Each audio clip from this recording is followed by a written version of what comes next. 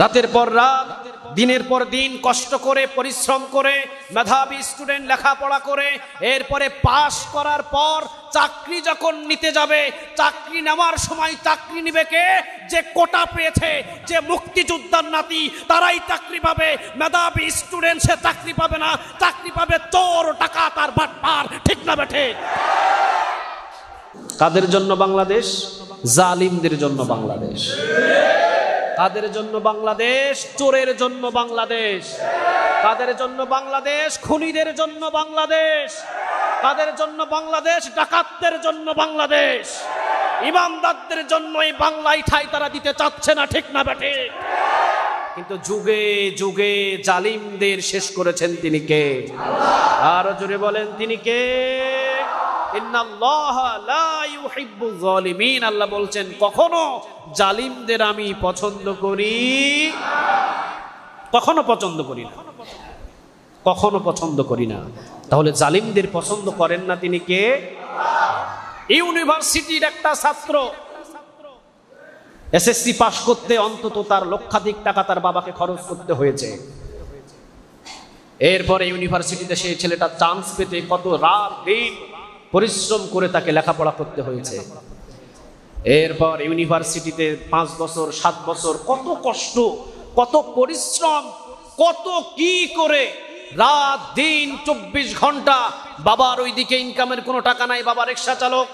অথচ ছেলে ইউনিভার্সিটিতে চান্স পেয়ে একটা স্বপ্ন বাবাকে দেখায়, বাবা তুমি কোনো টেনশন করো না, আমি শুধু ইউনিভার্সিটির লেখাপড়া শেষ করেই একটা চাকরি পেলেই আমি তোমাকে একটা হোন্ডা কিনে দিব।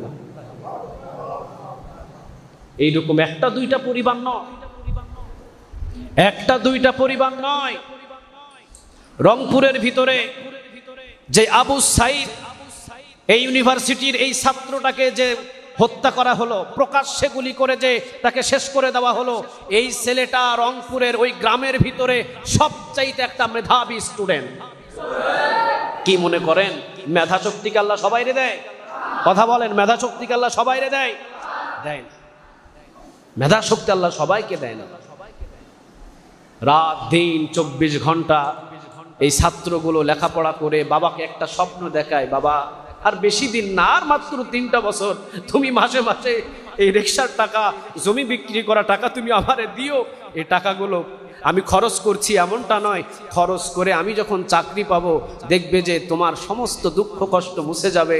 চালের বস্তার টাকা আমি দিব, তোমার পাঞ্জাবি কেনার টাকা আমি দিব, বোনের যৌতুকের টাকা আমি দিব, তুমি যেই জমি বিক্রি করেছো আবার তোমাকে ওই জমিটা আমি কিনে ক্রয় করে আবার ফেরত দিব।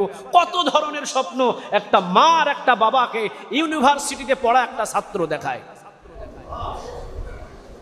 রাতের পর রাত দিনের পর দিন কষ্ট করে পরিশ্রম করে মেধাবী স্টুডেন্ট লেখাপড়া করে এরপরে পাশ করার পর চাকরি যখন নিতে যাবে, চাকরি নেওয়ার সময় চাকরি নিবে কে?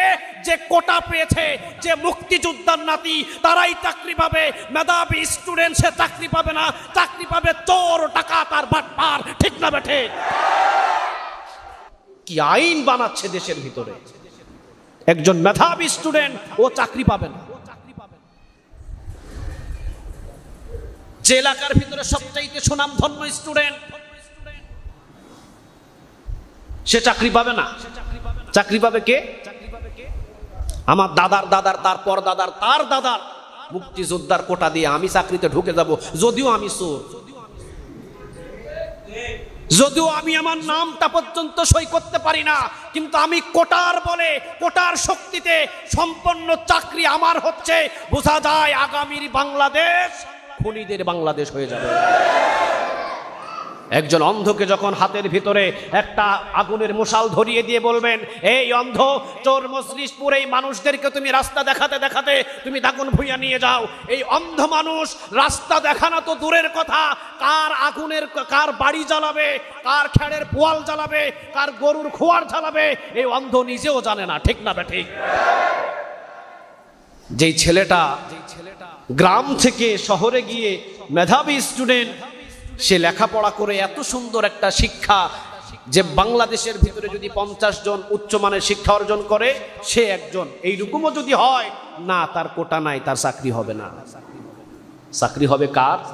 যে ক্লাসের সবচাইতে পিছনের ভণ্ড যেই ছেলেটা, যে বাপের বড়াই দিয়ে, মায়ের বড়াই দিয়ে, দাদার বড়াই দিয়ে, তার বড়াই দিয়ে, শ্বশুরের বড়াই দিয়ে, তার মুক্তিযোদ্ধার কোটা আছে, এই বড়াই দিয়ে সন্ত্রাসী, বাটপারি, জুলুমি করেছে কলেজের ভিতরে, ইউনিভার্সিটির ভিতরে, জীবনে লেখাপড়া করেও নাই, জীবনে কোনোদিন ক্লাসও করে নাই, সে কোটার বলে সে লাস্টের বেঞ্চের ছাত্র গিয়ে বাস আগে চাকরি পেয়ে যাবে, যার কোনো শিক্ষা যোগ্যতা কিছুই নাই।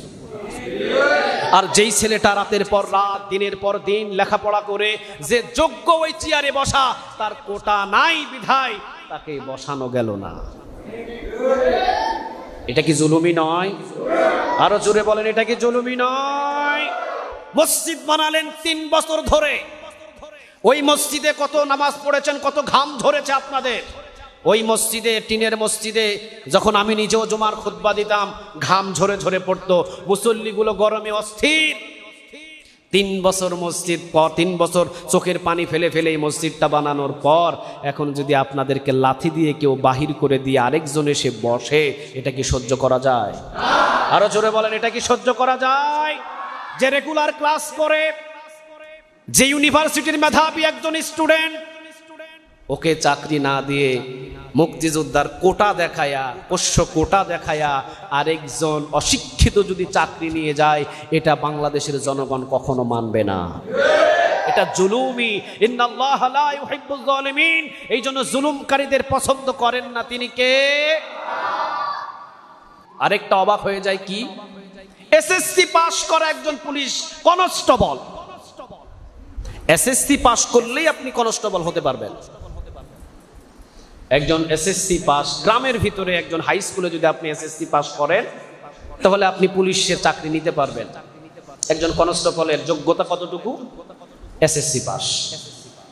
একজন ইউনিভার্সিটির ছাত্রের যোগ্যতা কতটুকু? এই বাংলাদেশটাকে যদি চালাতে চান, এই বাংলার জমিনটা যদি চালাতে চান, বাংলাদেশ বিশ্ববিদ্যালয় বলেন, ইউনিভার্সিটি বলেন, ইউনিভার্সিটির ছাত্র প্রতিটা জেলায় জেলায় 10 জন করে দাঁড় করায় দেন, বাংলাদেশ সুন্দরভাবে তারা চালাতে পারবে, ঠিক না বেটি? কিন্তু এসএসসি পাশের ছাত্রদের যদি 50 জনও যদি একটা জেলার ভিতরে লাগায়া দেন, ওরা কি দেশ চালাতে পারবে? দেশ চালানোর কি যোগ্যতা তাদের আছে? নাই। আচ্ছা যাক, তাহলে এসএসসি পাস করার পর তাকে আরো ঊর্ধ্বে উঠতে হবে, আরো লেখাপড়া করতে হবে। এসএসসি পাস করে একজন স্টুডেন্ট ইউনিভার্সিটিতে দিনের পর দিন, রাতের পর রাত লেখাপড়া করে করে সে চিন্তা করে যে আমাকে মানুষের মতো মানুষ হতে হবে। অথচ এত পাওয়ারফুল একজন শিক্ষা, এত পাওয়ারফুল একজন স্টুডেন্টের বুড়ে, একজন পাওয়ারফুল একটা স্টুডেন্টের বুকের ভিতরে গুলি ধরে, বন্দুক ধরে কে? একজন এসএসসি পাশের একজন পুলিশ, একজন কনস্টেবল। এটা লজ্জা ছাড়া আর কিছু হতে পারে না, লজ্জা ছাড়া কিছু হতে পারে না। তুমি তো এসএসসি পাস, তোমার যতটুকু শিক্ষা যোগ্যতা, তোমাকে সেই শিক্ষা যোগ্যতা অনুযায়ী তোমাকে আগাতে হবে, ঠিক না বেঠিক? তুমি কার বুকে গুলি চালাইছো তুমি কি জানো? তোমার মতো কনস্টেবলকে 50,000কে শিক্ষা দেওয়ার মতো একজন ইউনিভার্সিটির একটা ছাত্রর সেই যোগ্যতা আছে। সাহস পাইছে কোথায় থেকে? কোটা থেকে। কোথায় থেকে? কোটা থেকে। আমাকে আরেকজন বললেন যে ভাই সাহেব, কোটার বিরুদ্ধে আন্দোলন করে বাংলাদেশে কোনো লাভ নাই। আমি বললাম লাভ নাই মানে কি বলেন? বলতেছে হ্যাঁ, কোটার বিরুদ্ধে বাংলাদেশে আন্দোলন করে কোনো লাভ নাই, কারণ যে বসে আছে ও বাবার কোটায় বসে আছে। যে বাবার কোটায় বসে থাকে সেই কোটাকে দৌড়ানোর মতো কারো ক্ষমতা, নিজেই তো বাবার কোটায় বসে আছে।